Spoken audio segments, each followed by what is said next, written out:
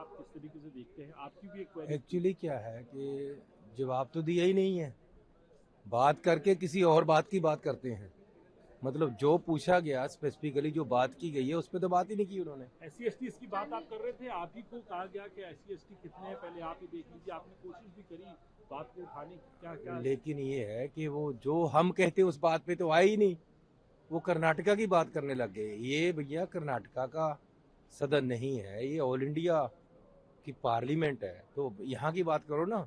आप कहीं की और की बात कहीं करने लग जाते हो। क्या है इसके ऊपर आप किस तरीके से देखते हैं? आपकी भी एक क्वेरी थी। एक्चुअली क्या है कि जवाब तो दिया ही नहीं है। बात करके किसी और बात की बात करते हैं। मतलब जो पूछा गया स्पेसिफिकली जो बात की गई है उस पर तो बात ही नहीं की उन्होंने। एससी एसटी की बात आप कर रहे थे, आप ही को कहा गया कि एससी एसटी कितने हैं, पहले आप ही देख लीजिए। आपने कोशिश भी करी बात को उठाने की, क्या क्या? लेकिन ये है कि वो जो हम कहते उस बात पे तो आए ही नहीं। वो कर्नाटका की बात करने लग गए। ये भैया कर्नाटका का सदन नहीं है, ये ऑल इंडिया की पार्लियामेंट है। तो यहाँ की बात करो ना। आप कहीं की और की बात कहीं करने लग जाते हो।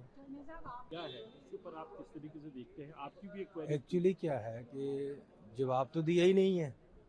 बात करके किसी और बात की बात करते हैं।